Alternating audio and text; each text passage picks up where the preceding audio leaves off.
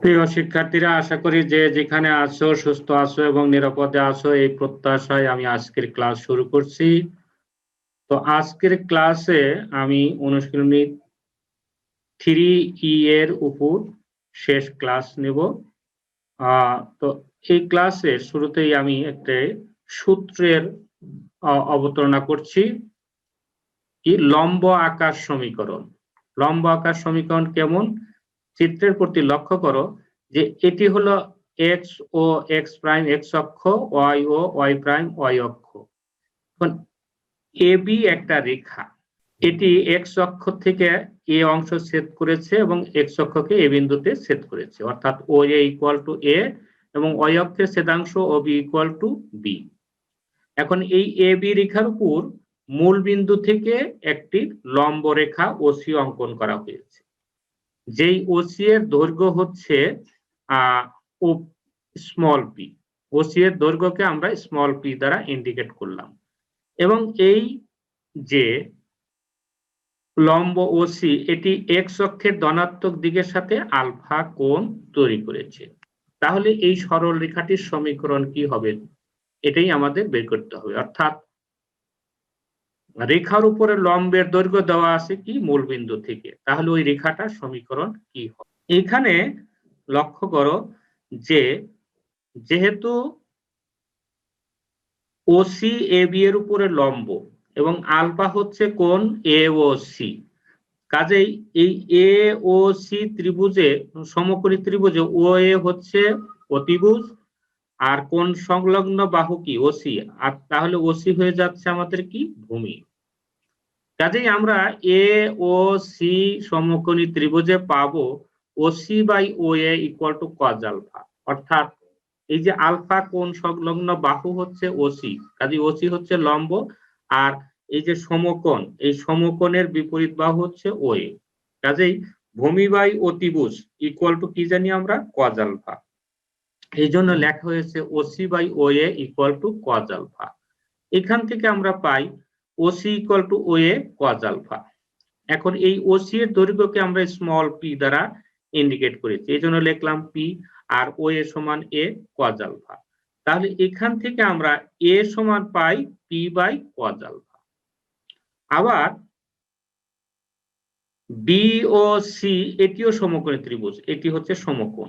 এই সমকোণী ত্রিভুজে এই কোণটা হচ্ছে কি আমাদের এই যে কোণ বিওসি হচ্ছে 90 ডিগ্রি মাইনাস আলফা। যেহেতু কোণ BO A equal to 90 degree আর কোণ CO A equal to alpha, কাজেই কোণ বিওসি ইকুয়াল টু হচ্ছে 90 ডিগ্রি মাইনাস আলফা। তখন আমরা লিখতে পারি ওসি বাই ওবি, অর্থাৎ ভূমি বাই অতিভুজ ইকুয়াল টু কি কজ, এখানে কোণ হচ্ছে 90 ডিগ্রি মাইনাস আলফা।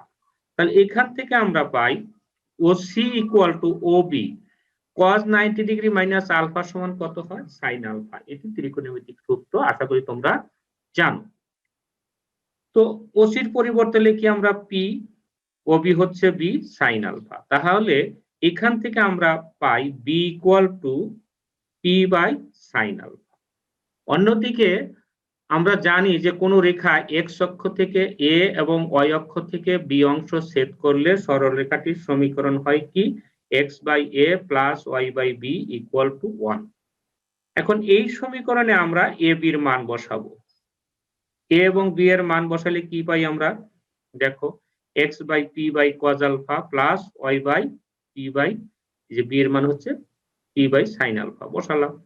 এখন এটি আমরা জানি কি এক্স বাই এটি, তাহলে গুণন করে দিলে কজ আলফা উপরে চলে যাবে আর পি নিচে থাকবে। এই জন্য এখান থেকে আমরা লিখতে পারি যে x cos alpha by p plus y sine alpha by p equal to 1। এখন উভয় পক্ষকে পি দ্বারা গুণন করি, গুণন করলে কি হয় x cos alpha plus y sine alpha equal to p. এটি হচ্ছে আমাদের সেই সমীকরণ, যেই সমীকরণে যেই রেখার উপর মূল বিন্দু থেকে অঙ্কিত লম্বের দৈর্ঘ্য পি এবং ওই লম্বটা এক্স অক্ষের ধনাত্মক দিকের সাথে আলফা কোণ তৈরি করে, তাহলে এই যে সরলরেখাটি এবি, এই এবি সরলরেখার সমীকরণ হবে কি x cos alpha plus y sine alpha by p. অন্যদিকে আমরা বলতে পারি যদি কোনো সরল রেখার সমীকরণ x cos alpha plus y sin alpha equal to p হয়, তাহলে এই p হচ্ছে এই মূল বিন্দু থেকে রেখাটির উপর অঙ্কিত লম্বের সমীকরণ। আর রেখাটা কি? এটি হচ্ছে রেখা। তো আমরা এই সূত্রের আলোকে একটি অঙ্ক করি। অঙ্কটি হলো মূল বিন্দু হতে কোনো সরল রেখার উপর অঙ্কিত লম্বের দৈর্ঘ্য 5 একক এবং লম্বটি x অক্ষের ধনাত্মক দিকের সাথে 120 ডিগ্রি কোণ উৎপন্ন করে সরল রেখাটির সমীকরণ নির্ণয় করো। তো চিত্র দিয়ে যদি আমরা দেখাই তাহলে কি হবে? চিত্রটা ধরো এরকম যে এটি x অক্ষ, এটি y অক্ষ, এটি হচ্ছে একটা রেখা। তো এই রেখার উপর মূল বিন্দু থেকে অঙ্কিত লম্বের দৈর্ঘ্য হচ্ছে 5 আর x অক্ষের ধনাত্মক দিকের সাথে কোণ হচ্ছে কত? 145 ডিগ্রি। অর্থাৎ এই লম্বটা x অক্ষের ধনাত্মক দিকের সাথে কোণ তৈরি করছে 120 ডিগ্রি। আমি আবার বলছি যে মূল বিন্দু থেকে এই রেখার উপর, এই যে রেখাটা, এই রেখার উপর অঙ্কিত লম্বের দৈর্ঘ্য হচ্ছে 5 এবং x অক্ষের ধনাত্মক দিকের সাথে এই লম্ব 120 ডিগ্রি কোণ উৎপন্ন করেছে। তাহলে সরলরেখাটির সমীকরণ কি হবে? তা আমরা প্রথমত মনে করব যে সরলরেখাটির সমীকরণ কি? সরলরেখাটির সমীকরণ x cos alpha plus y sin alpha equal to p। আমরা একটু আগে এই সূত্রটা পড়লাম যে মূলবিন্দু থেকে রেখাটির উপর লম্বের দৈর্ঘ্য p এবং এই লম্ব যদি x অক্ষের সাথে আলফা কোণ তৈরি করে তাহলে সরল রেখাটির সমীকরণ হয় x cos alpha plus y sin alpha equal to p। এখানে p ইকুয়াল টু দেওয়া আছে কত? 5। আলফা ইকুয়াল টু দেওয়া আছে কত? 120 ডিগ্রি। তাহলে এই মানগুলো আমরা এখানে বসাই। x cos 120 degree plus y sin 120 degree equal two 5। তো আমরা জানি cos 120 ডিগ্রি মান হচ্ছে হাফ, এজন্য লিখি x into minus half. cos 120 ডিগ্রির মান হচ্ছে minus half plus y sin 120 ডিগ্রির মান হচ্ছে কত? √3/2 ইকুয়াল টু 5। এখন যদি আমরা উভয় পক্ষকে 2 দিয়ে গুণন করি তাহলে কি হবে? x minus x plus √3y equal to 10।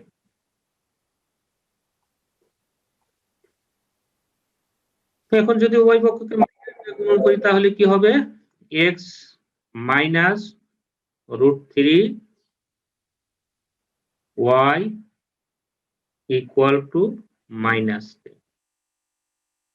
আর এখান থেকে আমরা পাই x minus √3y plus 10 equal to 0। আর এটি হচ্ছে নির্ণেয় সরলরেখার সমীকরণ। এরপরের অঙ্ক দেখো 53 নাম্বার। একটি সরলরেখার সমীকরণ নির্ণয় করো যা অক্ষ দুটির সাথে 8 বর্গ একক ক্ষেত্রফল বিশিষ্ট ত্রিভুজ উৎপন্ন করে এবং মূল বিন্দু থেকে উক্ত রেখার উপর অঙ্কিত লম্ব x অক্ষের সাথে 45 ডিগ্রি কোণ উৎপন্ন করে। কি বললো প্রশ্নে? যে একটি সরলরেখার সমীকরণ নির্ণয় করো যা অক্ষ দুটির সাথে 8 বর্গ একক ক্ষেত্রফল বিশিষ্ট ত্রিভুজ উৎপন্ন করে। মূল বিন্দু থেকে উক্ত রেখার উপর অঙ্কিত লম্বের দৈর্ঘ্য মূল বিন্দু থেকে উক্ত রেখার উপর অঙ্কিত লম্ব x অক্ষের সাথে 45 ডিগ্রি কোণ উৎপন্ন করে। তো আমরা যদি চিত্র দিয়ে বোঝাই, দেখো যে এটি হলো সরলরেখার সমীকরণ। এই সরলরেখার সমীকরণকে আমরা ধরতে পারি যে x cos alpha plus y sine alpha, যে সূত্রটা আমরা আজকে শিখিয়েছি সেই সূত্র অনুযায়ী লিখলাম এটি ইকুয়াল টু পি। এখানে আলফার মান দেওয়া আছে কত 45 ডিগ্রি, তাহলে আলফার মান 45 ডিগ্রি বসালাম, কি হয় x into cos 45 degree plus y into sine 45 degree equal to p. তো আমরা এই পির মান বের করে এখানে পির মান বসাতে বললে সমীকরণ হয়ে যায়। তো এটাকে আরেকটু আমরা লিখি যে এক্স ইন্টু 1/√2, cos 45 ডিগ্রির মান হচ্ছে 1/√2 প্লাস এটি হচ্ছে y into 1/√2 equal to p. আবার যদি ওয়াই পক্ষকে পি দ্বারা ভাগ করি তাহলে আমাদের কি হবে x/√2 P plus y/√2 P equal to 1। এখন এই সমীকরণকে যদি আমরা x/a plus y/b equal to 1 এই সমীকরণের সাথে তুলনা করি, তাহলে এর মান হচ্ছে √2p আর বি এর মান হচ্ছে √2p, অর্থাৎ x অক্ষের ছেদাংশ হচ্ছে √2p এবং y অক্ষের ছেদাংশ হচ্ছে √2p। এবার p এর মান আমরা কিভাবে বের করব? আমাদের প্রশ্নে বলে দেওয়া আছে যে সরলরেখাটি অক্ষ দুটির সাথে 8 বর্গ একক ক্ষেত্রফল বিশিষ্ট ত্রিভুজ উৎপন্ন করে। অর্থাৎ এই যে ত্রিভুজটা যদি এরকম হয় যে ও এ বি, তাহলে এই ও এ বি ত্রিভুজের ক্ষেত্রফল কি হবে 8 বর্গ একক। এই জন্য ত্রিভুজের ক্ষেত্রফল আমরা কিভাবে বের করতে পারি? আমরা শিখেছি ত্রিভুজের ক্ষেত্রফল হচ্ছে হাফ ভূমি ইন্টু উচ্চতা। এই জন্য আমরা এখান থেকে লিখতে পারি যে শর্ত মতে হাফ ভূমি কত, ভূমি হচ্ছে √2p, √2p ইন্টু লম্ব হচ্ছে কত √2p ইকুয়াল টু কত, ক্ষেত্রফল দেওয়া আছে 8 বর্গ একক। তাহলে এখান থেকে লেখা যায় এই √2 ইন্টু √2 কত 2, তাকে যদি 2 দিয়ে ভাগ করি তাহলে হয় কত, কাটাকাটি যায় 1, আর পি আর পি কত হয় পি স্কয়ার ইকুয়াল টু হয় 8 কে আমরা লিখতে পারি 4 ইন্টু 2। সুতরাং পি ইকুয়াল টু কত হলো, P equal to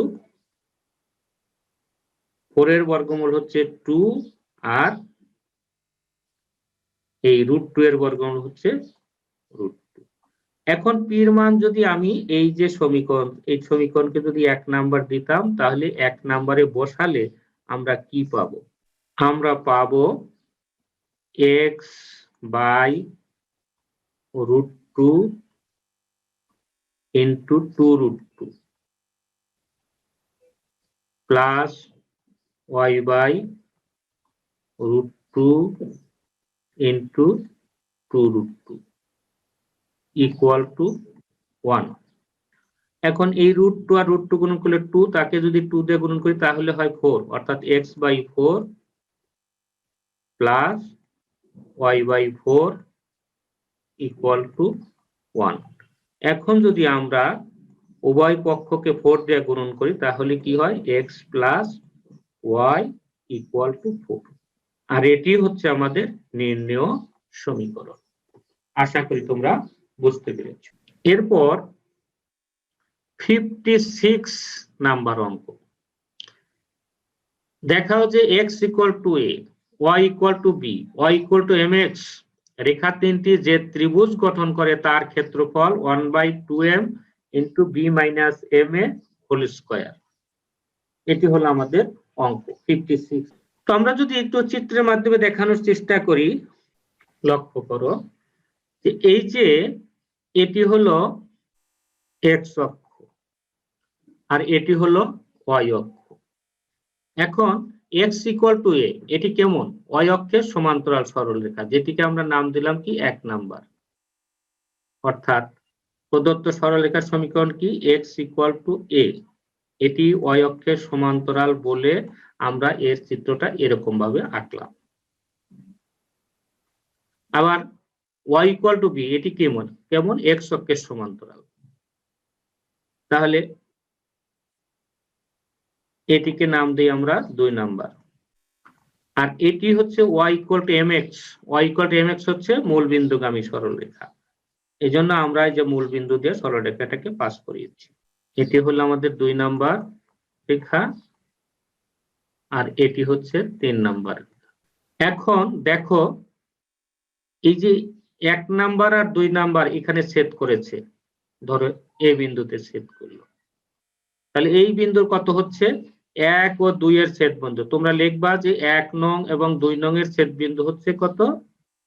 a a, অর্থাৎ এখানে x এর মান a, y এর মান b। এই জন্য 1 ও 2 এর ছেদ বিন্দু হয়ে যাচ্ছে কত আমাদের? a b। আবার দেখো এটি যদি বি বিন্দু হয়, এটি কেমন বিন্দু? এটা হচ্ছে 2 ও 3 এর, 1 ও 3 এর ছেদ বিন্দু। 1 থেকে আমরা দেখেছি যে এখানে x ইকুয়াল টু কত হয়েছে? a, অর্থাৎ বি বিন্দুতে ভুজ হচ্ছে a। এখন তুমি যদি এখানে এই 3 নাম্বারে x এর পরিবর্তে a বসাও, তাহলে y এর মান কত হয়? ma। কাজেই বি বিন্দুর স্থানাঙ্ক হচ্ছে ma। দেন 3 এবং 1 2, 3 নাম্বার এবং 3 নাম্বার এবং 2 নাম্বার, অথবা 2 নাম্বার এবং 3 নাম্বার কোথায়? এই যে সি বিন্দুতে ছেদ করেছে মনে করো। অর্থাৎ 2 এবং 3 এর ছেদ বিন্দু সি এর স্থানাঙ্ক কত হবে? এখানে এই যে y এর মান কত হচ্ছে? এখানে y ইকুয়াল টু কত ছিল আমাদের? b। তাহলে আমরা লিখতে পারি এটার ক্ষেত্রে যে কোটি হলো b, কোটি হলো আমাদের b। তাহলে ভুজ কত হবে? এই সমীকরণে y এর মান b বসাও, b বসালে x এর মান কত আসে? b by m। এই জন্য এটা হবে কি? b by m। তাহলে সি বিন্দুর স্থানাঙ্ক হচ্ছে b বাই m b। এখন এই ABC ত্রিভুজের ক্ষেত্রফল বের করতে হবে। আর ABC ত্রিভুজের ক্ষেত্রফল, হ্যাঁ, ক্ষেত্রফল কত হবে? ক্ষেত্রফল এর সূত্র জানি, ত্রিভুজের ক্ষেত্রফলের সূত্র কি আমাদের? Half into x1 y1, x1 হচ্ছে a, y1 হচ্ছে b1। দেন বি বিন্দুতে মনে কত হয়? x1 হচ্ছে, x2 হচ্ছে a আর y2 হচ্ছে ma। তাহলে a m a 1। Then C বিন্দুতে কত হচ্ছে আমাদের? x3 y3 b by m আর হচ্ছে b1।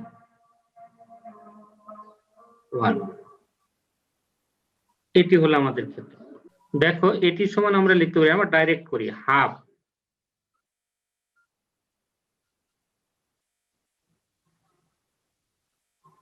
আমরা যদি এই a নেই, a নিলে কি হবে? এই দিকে গুণন বিয়োগ এই দিকে গুণন, অর্থাৎ ma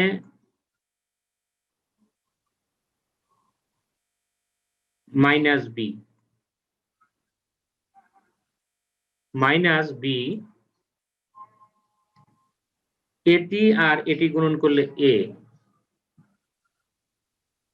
minus b by m।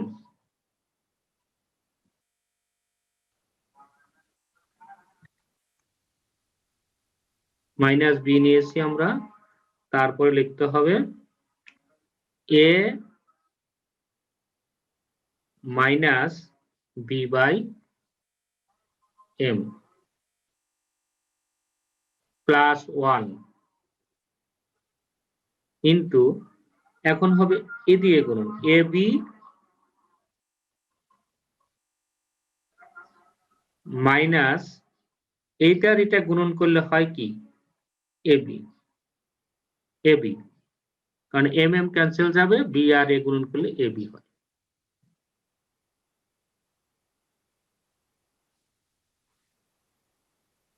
Equal to half,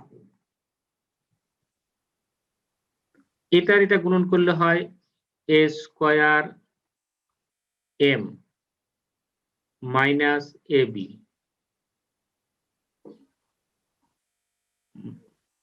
আবার এটা এটা গুণন করলে মাইনাস এ বি, মাইনাস হচ্ছে plus b square by m, এটি আসলো আমাদের। তো এখান থেকে আমরা লিখতে পারি হাফ এম লিখি, এম দিয়ে যদি গুণন করি তাহলে এটা কি হবে, আমরা লিখতে পারি এইটা আগে লিখি বি স্কয়ার, যেহেতু এম কমন নিচ্ছে তাহলে এখান থেকে বি স্কয়ার মাইনাস এটা 2b into a m plus m দিয়ে গুণন নিচে যেহেতু এম নেওয়া হচ্ছে তাহলে এখানে গুণন হবে A square M square equal to 1/2m, এটা x square minus x y plus y square সূত্র অনুযায়ী হবে কি B minus M A whole square, আর এটাই আমাদের প্রমাণ করতে বলেছিল, অতএব প্রমাণিত হয়ে গেল। তো আশা করি বুঝতে পেরেছো। আমি আরেকটি অঙ্ক করি আজকে ক্লাস শেষ, 58 নাম্বার অঙ্ক। অঙ্কটা কেমন দেখাও যে x minus 2y plus 5 equal to 0 রেখাটি -3 6 বিন্দু হতে x minus 2y minus 5 equal to 0 রেখার উপর অঙ্কিত সকল সরলরেখাকে সমদ্বিখণ্ডিত করে।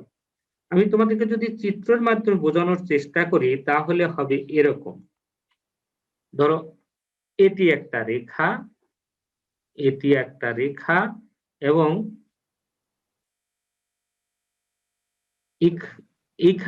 এইখান থেকে একটা বিন্দু থেকে আমরা এরকম, আচ্ছা একটু ভুল করে ফেলেছি, তো ধরো এখানে একটা বিন্দু আছে, এই বিন্দু থেকে আমরা কয়টা রেখা টানতে পারবো, এই রেখার উপরে অসংখ্য রেখা টানতে পারবো, এরকম অসংখ্য রেখা টানতে পারি। এইটাই হচ্ছে আমাদের কি এই -3 6 বিন্দু। এখন বলছে এই রেখাটি এই রেখার উপর, এই বিন্দু হতে এই রেখার উপর, এই রেখাটা হলো এটা, আমি লেখার পরে লিখি আরেকটা রেখা টেনে নিই তারপরে। দেখো এইটা হলো -3 6 বিন্দু, এই রেখাটা হলো x minus 2y minus 5 equal to 0।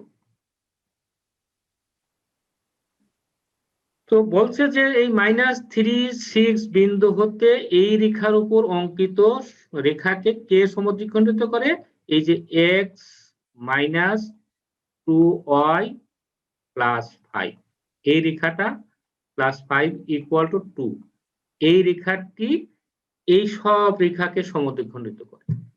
এটা প্রমাণ করার জন্য আমরা লিখলাম যে মনে করি এইচ কে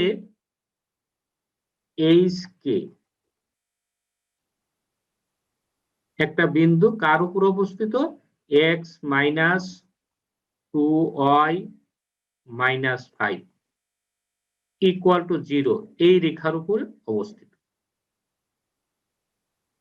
সরি হ্যাঁ এইচ কে বিন্দুটা এই রেখার উপর অবস্থিত। তাহলে এখান থেকে আমরা কি পাবো, H minus 2k -5 equal to 0 হবে। তো এখান থেকে আমরা পাবো কি h - 2k ইকুয়াল টু 5। এখন ধরো সেই hk বিন্দুটা এটা ছিল hk, এটা এই রেখার উপরে যে কোনো একটা বিন্দু x - 2y - 5 ইকুয়াল টু 0, এই রেখার উপরে যে কোনো একটা বিন্দু কি hk। তাহলে hk এবং -36 বিন্দুর মধ্যবিন্দুর স্থানাঙ্ক কত হবে? আমরা লিখবো যে hk এবং -36 বিন্দুর মধ্যবিন্দু কত হবে? h - 3/2 আর k + 6/2। এটি কি হলো? এই hk এবং -36 বিন্দু দ্বয়ের সংযোগ রেখার মধ্যবিন্দু এটা।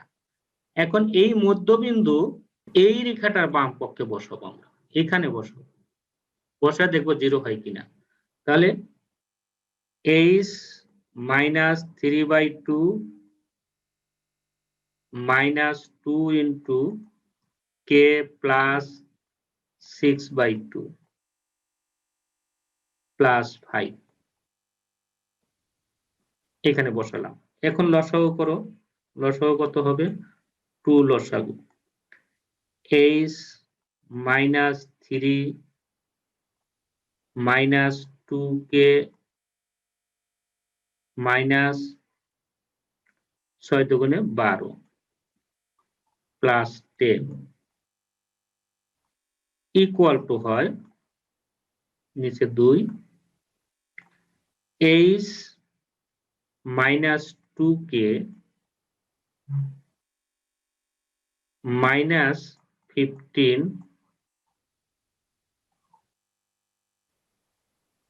plus 10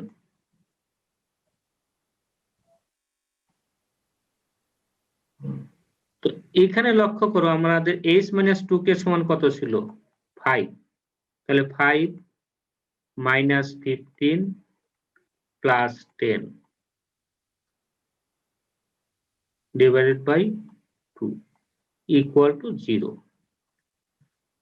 তাহলে আমরা কি বলবো? আমরা অঙ্কটা এইভাবে করলাম যে মনে করি এই যে রেখাটা, এটা এই রেখার উপরে একটা বিন্দু হচ্ছে hk।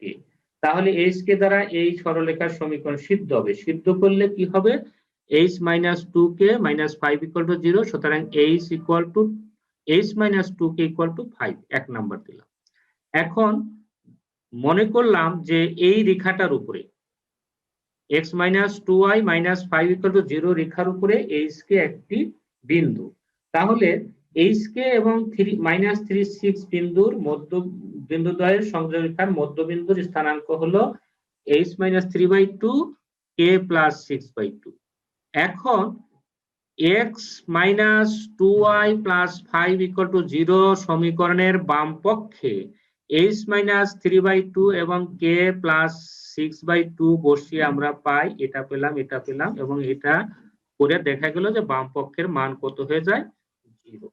যেহেতু 0 হলো, তাহলে কি হবে? এই মধ্যবিন্দুটা এই সরলরেখার উপরে অবস্থিত, অর্থাৎ এই সরলরেখাটা এই -36 বিন্দু থেকে x - 2y - 5 = 0 রেখার উপরে যতগুলা সরলরেখা টানা যাবে সবগুলোকে সমদ্বিখণ্ডিত করবে। তো আশা করি বুঝতে পেরেছো, এবং তোমাদের সবাইকে ধন্যবাদ জানিয়ে আজকের ক্লাস শেষ করছি।